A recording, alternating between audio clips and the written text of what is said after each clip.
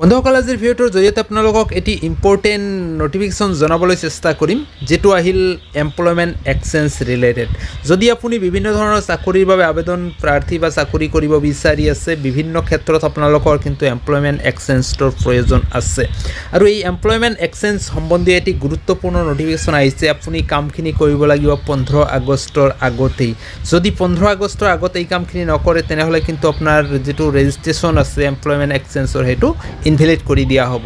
তো বন্ধুসকল আহকচোন আমি মূল কথাখিনিলৈ একবাৰি যাওঁ। যদি এনেকুৱা ধৰণৰ বিভিন্ন আপডেটবিলাক পাই থাকিব বিচাৰে তেনেহ'লে নিশ্চয় আমাৰ লগতে থাকিব, চেনেলটো ছাবস্ক্ৰাইব কৰি ৰাখিব, কাষত থকা বেল আইকনটো খোলাৰ লগে লগে ইয়াতে আপোনালোকৰ সন্মুখত ডিসপ্লে হ'ব এটি নটিফিকেশ্যন। যি নটিফিকেশ্যনখনত আপোনালোকে দ্বিতীয় ষ্টেপত, প্ৰথম ষ্টেপত এটা আছে আৰু দ্বিতীয় ষ্টেপত পাই যাব dear user candidates registered before 2nd January 2024 in Employment Exchange of Assam are requested to re-registration through Sewa Setu portal before 15th August 2024, failing which their employment exchange registration will be invalid.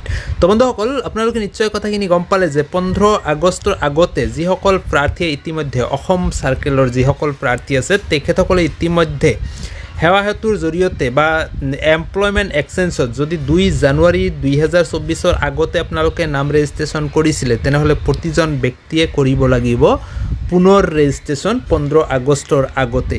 যদি আপোনালোকে এই কামখিনি নকৰে তেনেহ'লে আপোনালোকৰ registration যেটো আছে employment এক্সচেঞ্জৰ হেতু ইনভ্যালিড কৰি দিয়া হ'ব। আপোনাৰ আগন্তুক দিনৰ যি চাকৰি বা যিখিনি কথা আছে এই প্ৰতিটো কামৰ ক্ষেত্ৰৰ পৰা কিন্তু আপুনি বঞ্চিত হ'ব লগা হ'ব।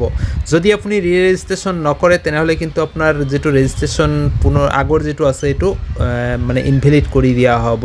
তো বন্ধুসকল আজিৰ ভিডিঅ'ৰ জৰিয়তে আপোনালোকক এই কথাখিনি জনাৰ চেষ্টা কৰা হ'ল। ভাল পালে নিশ্চয় লাইক কৰিব, যিমান পাৰে বন্ধু বান্ধৱীলৈ শ্বেয়াৰ কৰিব, আপোনাৰ মতামতটো কমেণ্ট ছেকশ্যনত কমেণ্ট কৰি জনাবলৈ নাপাহৰিব।